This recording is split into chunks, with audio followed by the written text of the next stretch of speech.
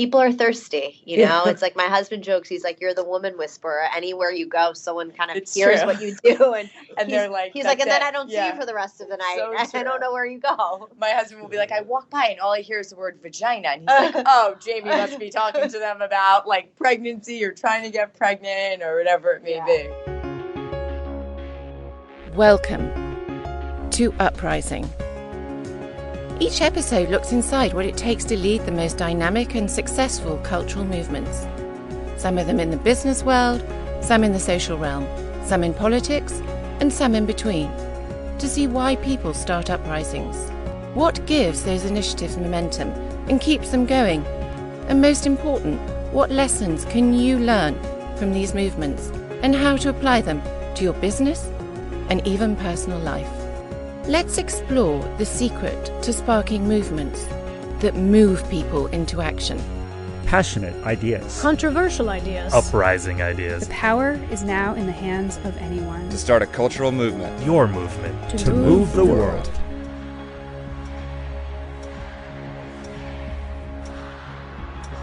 Welcome back to Uprising. It's 2017. It's a beautiful day here in New York City, and the first show of the new year, we wanted to meet Jaime Knopman and Sheeva Talebian, who founded the TrueMD movement. And they actually work a lot with New Beginnings, but they also work with healthcare. And both of those are relevant right now because we're at the beginning of the new year, of course. But also there's great changes afoot in healthcare in the United States, again. So welcome to the show, ladies.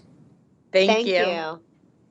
It seems that many of the best and most passionate creative thinkers who creative movements have really interesting backgrounds. Can you tell us a little bit about where you guys started and kind of how you got to where you are? Sure. So this is Sheeva. I will start. I am a physician, and I am first generation. My father went to medical school in Iran and then came here in the late 60s to be a physician. And my father's an OBGYN, and I followed in his footsteps. For many years, I didn't think I would do that, but I did. And I also trained as an OBGYN here in the States. And then I specialized in reproductive endocrinology and infertility. So I am currently a fertility specialist here in New York City. I have a similar path, minus that my dad's not an OBGYN. He's actually a psychologist. But I also trained as an OBGYN. I actually I'm a couple of years younger than Sheeva. I've known Sheeva for most of my life, and I sort of followed in her footsteps. I trained in the same residency program, trained in the same fellowship program, and now we are colleagues and partners in our fertility practice, and together we started TrueMD. Do you have a moment in time where you guys kind of met up and said, okay, there's something about this other person that just motivates me, we got to change the world? Or was it just everything totally accidental? I think it's probably a combination of both. I think we have very similar passions, and we treat patients and sort of view healthcare, particularly women's reproductive care, in a similar way. And I think that we wanted to take the message that we give to patients and sort of the way we believe patients should be treated and take that more nationally or universally to other women. So we sort of had this, I guess, light bulb type of idea together, and that motivated us to move forward with TrueMD. Like if you go back in time and you think about the things that you share in common, let's say the point of view on the world and so forth, was there something that happened between the two of you or in your lives independently that you felt made you who you are? I think what's in my blood is just this inherent satisfaction that I get from helping other people. It's just, I always knew that whatever career path I would take, it would involve me being the giver.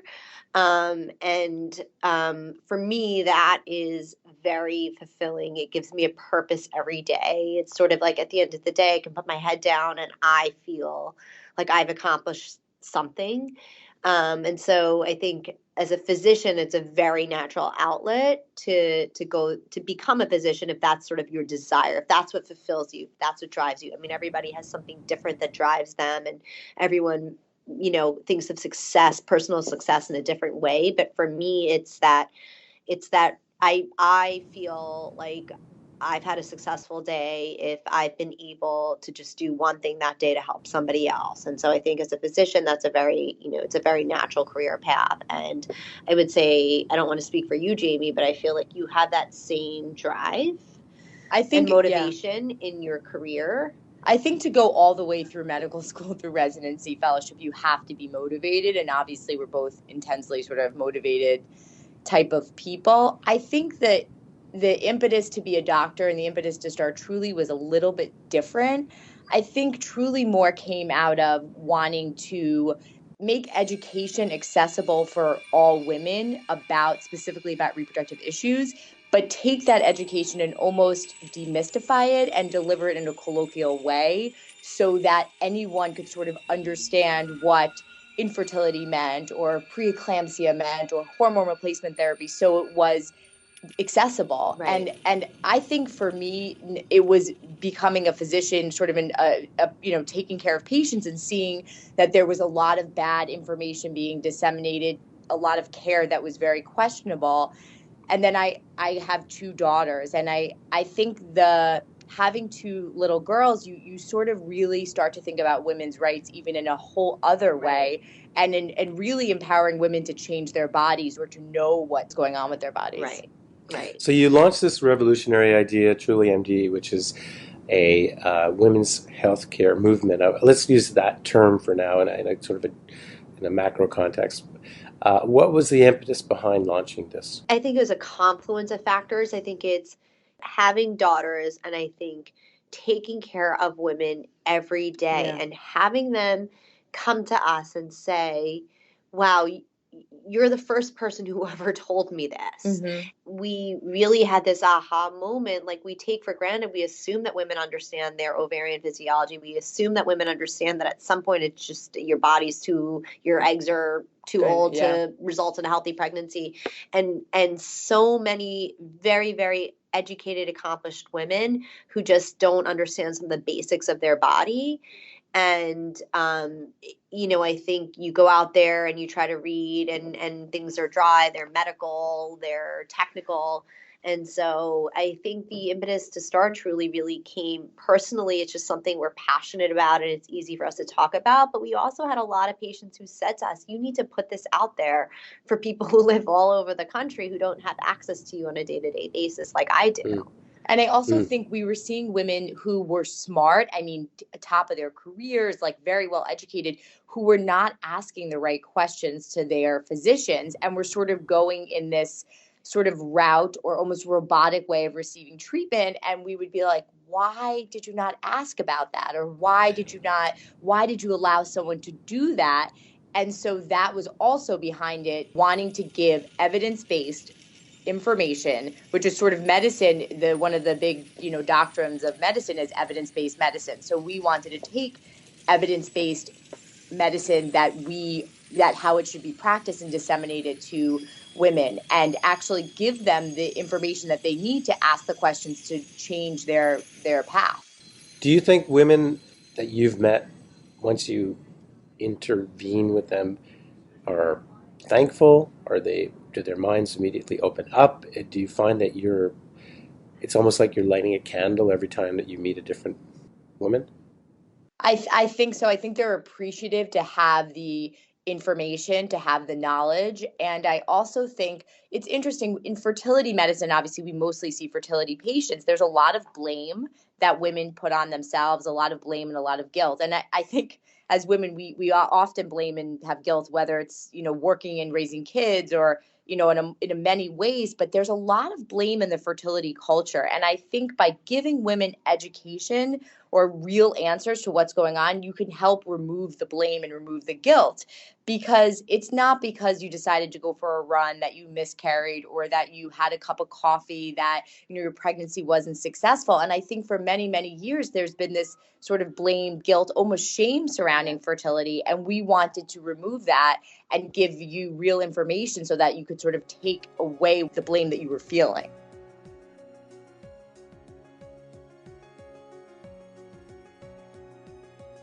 Do you focus primarily on fertility? I know that's your area of specialty, but do you also try to help women understand sort of a broader health perspective? TrueMD is a broader concept. Our day-to-day practice is largely fertility based and what we call reproductive endocrinology. But truly, we are board certified OBGYNs and fertility specialists. And so we want to take our dialogue that women are very receptive to, and we speak on, from a young girl first entering into womanhood and her first menses all the way into the last menses. So we want to, again, educate across that span. There's almost an automated process that we humans go through where we just kind of follow these almost invisible guardrails in terms of how we behave, and not until something happens that we seek advice, and it's often from the wrong sources. That moment in time, right, when you've been trying and you tried everything and you just pull your hair out, you don't know what to do. I mean, it's extremely difficult.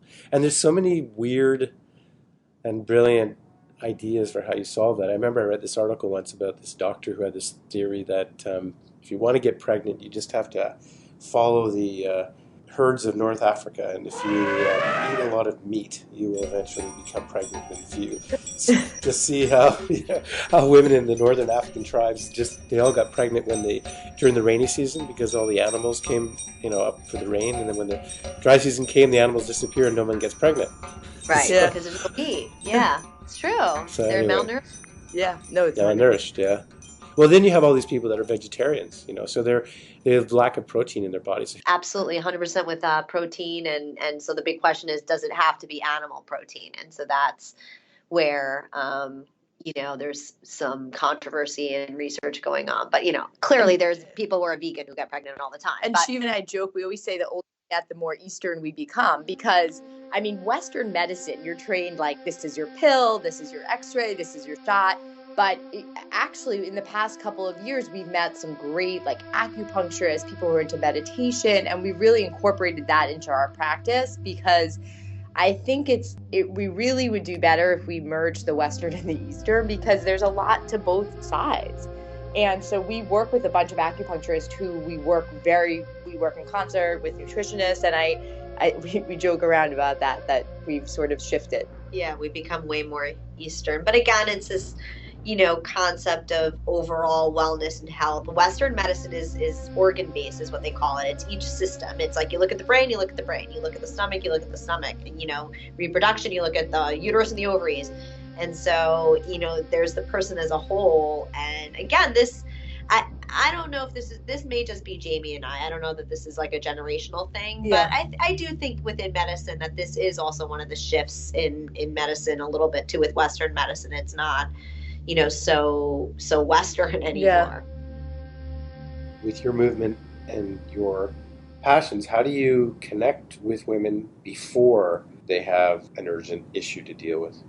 I think, we're, as subspecialists, we often see women who have been referred here after there has been some sort of issue or difficulties. But we hope that with Truly, we're getting to you before that you ever even need us or may see us. And that was why we decided to go broad, to talk to you when you're thinking about contraception, or you're thinking about, pap smears, as well as when you're thinking about how you're if you're not successful trying to conceive. So that's why we went broad. We had, people advised us along the way. And some of the advice was, you're going too broad, you should sort of narrow it. And we didn't take that advice, and we sort of thought, well, no, let's do what we think is the right, or what we think is sort of true to us, which is talking to women at all stages of their reproductive life. I mean, there must be a lot of questions that circulate in people's minds, even with progressive people who have education around women's health. I'm sure there's a lot of different roads you could go down and have very different points of view. So it raises lots of questions, particularly with the internet now, where you can find, I'm sure, all sorts of information. Right. Most of it probably not accurate or inaccurate. I would assume that the starting point, obviously, is moments throughout life stages, when your body's changing, whether you're going from child to womanhood, you're becoming 13 years old, or when you're first faced with your college exams, or you're studying in medical school and you're stressed out, and how do you deal with your body and your mind, and then, of course, at some point, you having a steady sex life, how do you manage your body in that situation? Of course, having a baby. Immediately at that stage, women become truth junkies. The minute you find out that you're pregnant, you become this huge seeker of information. And all of those phases, people are trying to figure stuff out. Like, how do I navigate this situation in my life? And many times it's hormonal, so you're also super emotional. So it seems like a really, really big, really, really interesting movement to be a part of. For a lot of women, they can go to their doctor and ask medical questions, but there's always been such firm lines between kind of medicine to then real life. And so the other, I think factor between Jaime and I, we're doctors with medical degrees. We're also women, we're moms, and we have careers, and we're trying to figure it out as well. And so part of our movement is to be just brutally honest about our personal lives and how do we juggle it all. There were so many things when I was pregnant that I just learned from being pregnant, not from being a doctor, or nothing that I could find in a textbook. And so it's this unique ability to kind of combine the science, the textbook to real life, and to be open and share that with other women. We always say you're stronger together than you are alone. And, Jaime and I do many things together because we kind of push each other and we give each other the courage to make some big decisions and to shake things up. And, that same energy is part of our movement. We're very big on, we want women to help each other and to be allies to each other. And unfortunately, all too often, that doesn't seem to happen. I think on the heels of what Sheeva's saying is community. We really want to build a community where women feel comfortable with sharing their emotions. And we felt like it had to start with us. So on the site, we both shared very personal experiences that were raw. And we felt that if we shared that would evoke a sense of community and be almost a safer space. But it is true. I mean, a lot of times women, we don't support one another. And this was a way to sort of evoke community and allow people to have a safe place to come and talk. Can you share one of the stories that you have shared on the website? I wrote a piece talking about body image, which is something that I think many women struggle with. And my own struggles with it and how I dealt with it, not only, in college days, but in pregnancy. I think pregnancy is often viewed for, it's a beautiful process, right? It's bringing life into this world, but it can be very, very hard to watch your body change, particularly when you've dealt with body image and eating issues in the past. So I think all too often we don't talk about that and we don't recognize, and we say, well, you should be so happy that you're pregnant and you're this and that. So I spoke about what it was like to be pregnant, to watch my body change, and then also postpartum, because in the postpartum period, it doesn't go back to normal immediately. And I think that's also very difficult. You're no longer pregnant, but you're still not yourself. Add to that sleep deprivation and the mood swings. And my goal was to say it's okay if you don't like the way you look, because it's not all feeling wonderful all of the time. That's really great advice. I like the idea of sort of a safe space, where you can come and you can share stories. And the community, obviously, I can see the power, not just value, but just the huge benefit of being with people who have wisdom to share. Because I guess as you go through all these stages, whatever they may be, especially after childbirth, is very, as a father of two boys, I'm sure my wife went through many stages of blaming herself for things. It's some of it, I think, is social. Society places blame on, or makes you at least feel a certain way. And then, of course, women also can be quite bad at putting blame on other women. Right. I think, historically, which needs to change.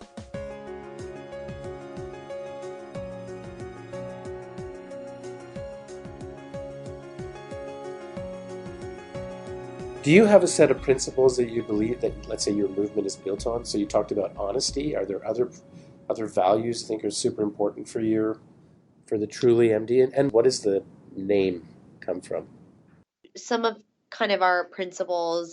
So honesty, truth, real. Real is a big one. That's a big one. This is real. And so the name TrueMD evolved, over time, a lot of talking and back and forth with each other, and it truly, in many ways, means honesty and truth. We are MDs, we are medical doctors, so we wanted to get that out there as well. I think, a lot of current information sites and movements that are out there are sort of, again, a division. Like there's mommy sites and there are people trying to build mom communities. And then there's strict sites like a WebMD that are just, purely kind of medical information that's out there. And so we wanted a name that would sort of also illustrate that we're a combination of those two worlds coming together. Yeah. Name was not easy. Who knew that picking a name would be so actually difficult? But when we really, we did a word game, I guess you would say, when we really looked at the words that we felt represented our movement, it was truth. And that we were going to be true to you, true with our information. We wanted you to be true to yourself, and that we would try and give you basically, our honest opinion medically and sometimes personally about different issues. When you started Truly and put up this wonderful website, it just blossomed? Was it like literally take off the next day? How did you get your first contact? This idea has been blossoming in our minds and for many years, and the writing started about 2 years ago.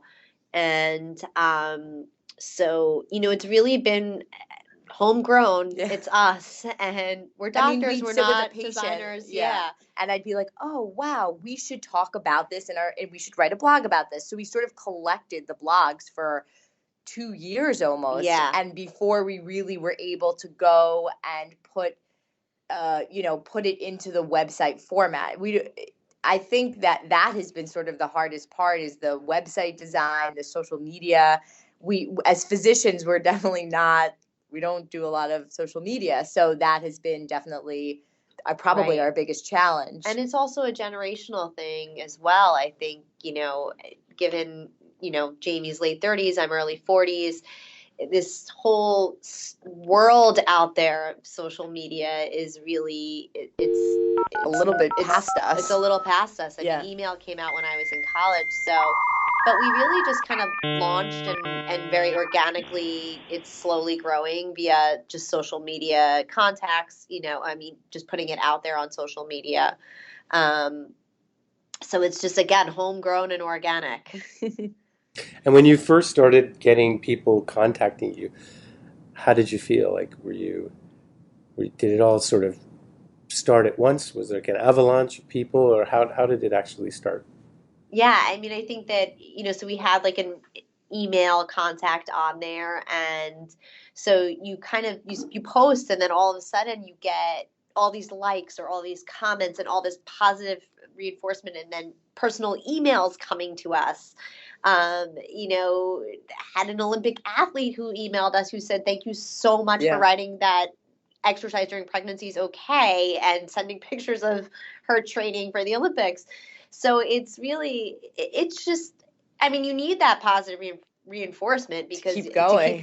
Yeah. You're like, somebody's listening to me. This is making sense for somebody. Yeah, it's true. And huge, and when you get these like personal messages or little comments on social media that are like, I was sort of going down a negative spiral, and I read your piece and it really made sense, or it answered questions for me.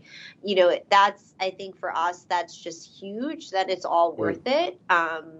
If anything that we're writing is helping somebody else out there, then we keep going. Yeah.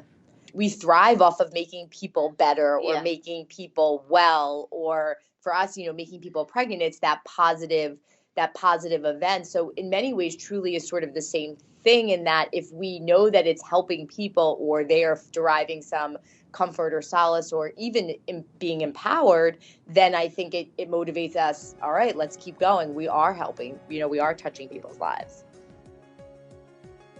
So the healthcare sector has gone through, massive shifts over the decades.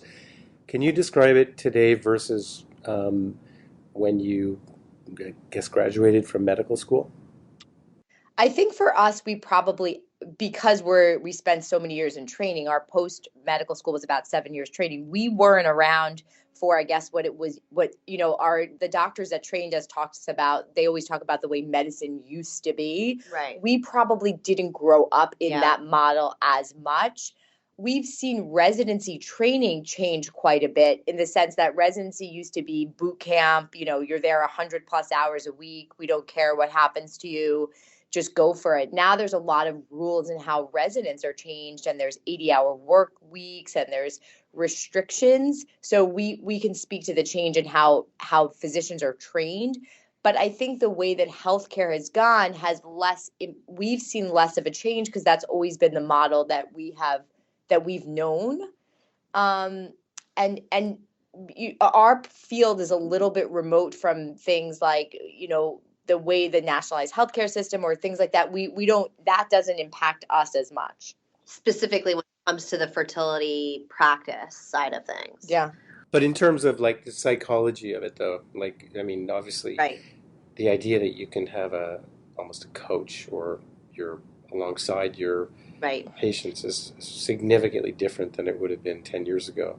100%. And we, I always say sort of our generation, meaning Jaime and I, our generation of doctors, and then we look to sort of the generation above us who trained us. Right. And how they practice. And so this is, again, where, Jaime and I are like, we're different. The dialogue is different. It's a two-way conversation rather than a one-way conversation. Right. And, no question is off limits. Right. And the patient has every right to question, challenge anything that I may say or recommend. And that's the way it should be. That's how for it better should be. or worse. I mean, sometimes medicine, it's Google is great, but Google is also terrible, right? Because then people are self-diagnosing themselves, and there's almost sometimes too much information, and there always should be a two-way street, but we live in the email generation, right? So we are always attached to our phones. Our patients can always contact us. Doctors 30 years ago, that was never the case. Nobody called them on their cell phone or emailed them. And I think that there's pluses and there's minuses. I do think a lot of the changes, particularly in the field of obstetrics, has probably come from women sort of taking over the field of obstetrics. I think that the addition of women to medicine has probably changed a lot of the way that medicine is delivered. And this is not to knock men at all, but there was a lot of old school paternalism that I don't think exists with women as much. And that sort of there's more group practices now that women are in place. That solo obstetrician really doesn't exist anymore. Right. There's sort of these more group practices. And maybe even a little bit of a softer side of medicine has come from having more female physicians.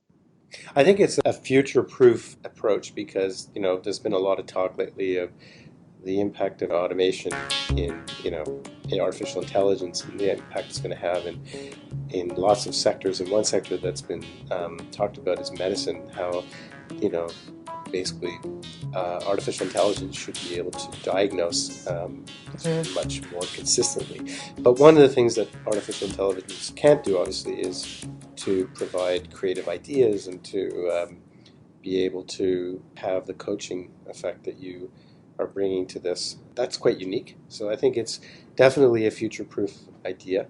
Right. Do you have any advice for, let's say, young women who may be listening to this thinking of a career in medicine? I think if this is something that you're passionate about, I think it's an intensely rewarding career.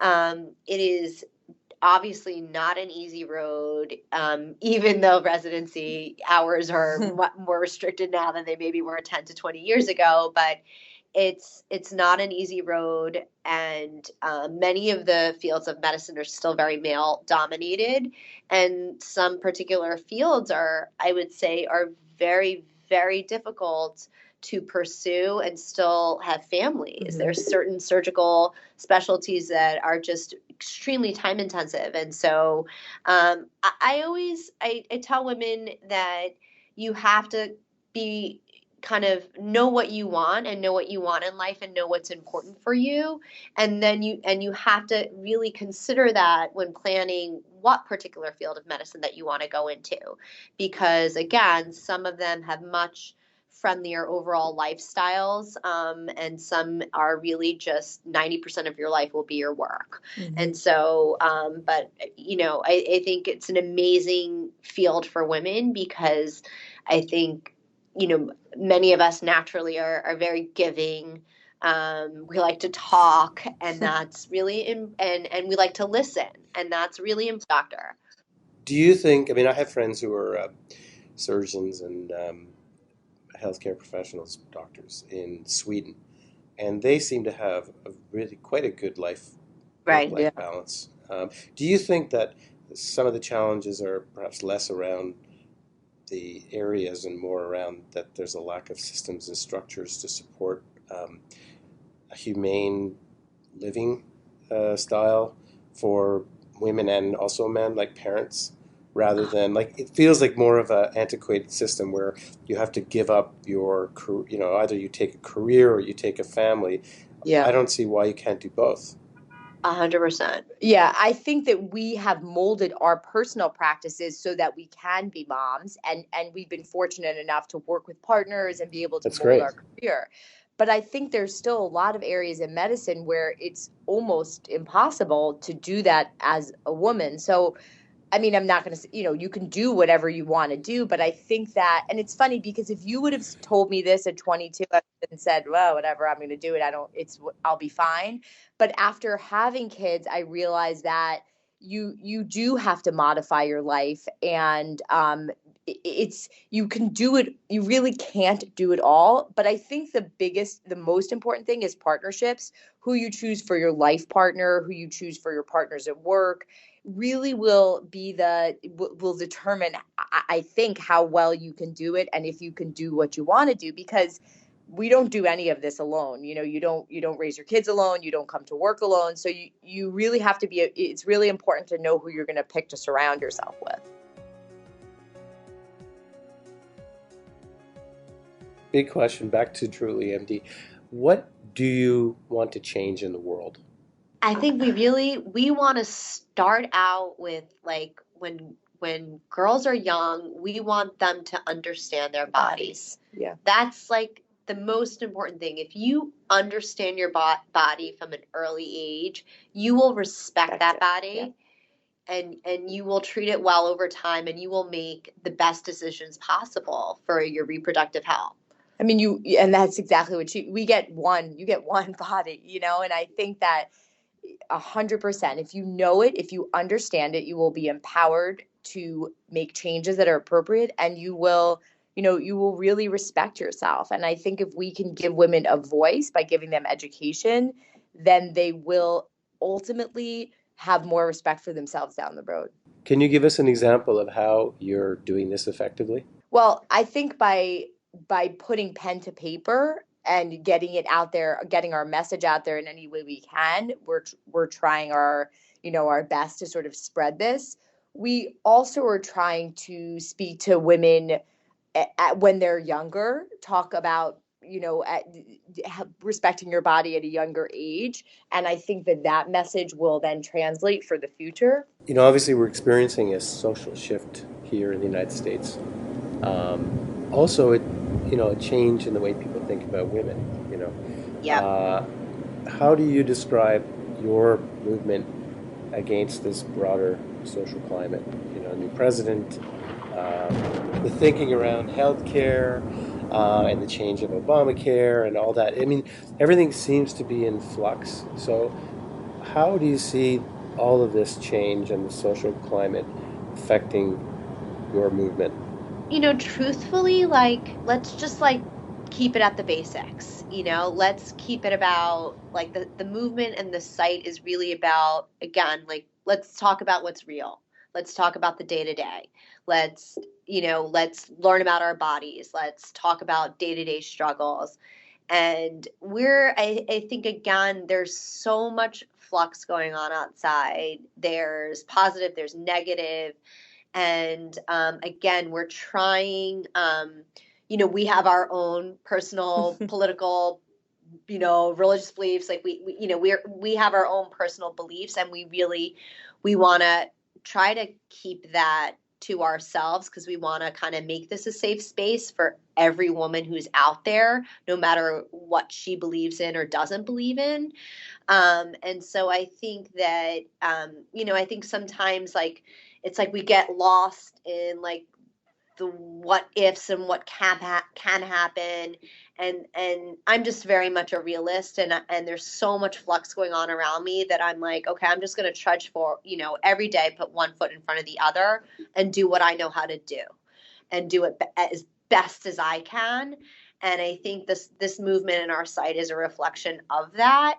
And you know, this is where Jaime and I can shine. This is where we can help where we can help other people and educate other people. And you know, again, being true to yourself, I think that's really important in a time like now when so many things are changing.